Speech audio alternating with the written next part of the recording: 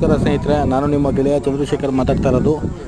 ಇವತ್ತು ಬಿಳಿಗಿರಿ ಬೆಟ್ಟದಲ್ಲಿ ತೇರಾಗಿರುವುದರಿಂದ ಇವತ್ತು ಬಿಳಿಗಿರಿ ಬೆಟ್ಟದಲ್ಲಿ ಜಾತ್ರೆ ನಡೀತಾ ಇದೆ. ತುಂಬ ದೊಡ್ಡ ಮಟ್ಟದಲ್ಲಿ ಜಾತ್ರೆ ಅಂತ ಹೇಳ್ಬೋದು ನಾವು.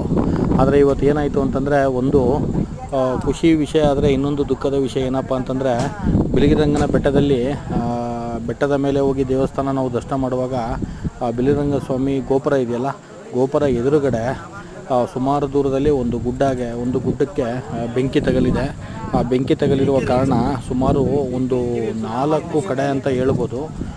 4 ಕಡೆ ತುಂಬ ದೊಡ್ಡದಾಗಿ ಬೆಂಕಿಯಾಗಿದೆ. ಕಾಡಿಗೆ ನೋಡೋಕ್ಕೆ ತುಂಬ ಭಾಳ ಕಷ್ಟಕರವಾಗ್ತಾಯಿತ್ತು. ಯಾಕೆಂದರೆ ಅಷ್ಟೊಂದು ಬೆಂಕಿ ನಮ್ಮ ಒಂದು ಕಣ್ಣೆದುರುಗಡೆ ಬಂದಂಗಿತ್ತು. ಅದನ್ನು ಆರಿಸೋಕ್ಕೆ ಸಂಬಂಧಪಟ್ಟ ಅಧಿಕಾರಿಗಳು ಮತ್ತು ಫಾರೆಸ್ಟ್ ಗಾರ್ಡ್ಗಳು ಅಲ್ಲಿಗೆ ಹೋಗಿ ಬೆಂಕಿಯನ್ನು ಆರಿಸ್ತಿದ್ದಾರೆ. ಆ ದೃಶ್ಯನ ನಾನು ವಿಡಿಯೋ ಮಾಡಿದ್ದೀನಿ, ನೋಡಿ ಸ್ನೇಹಿತರೆ.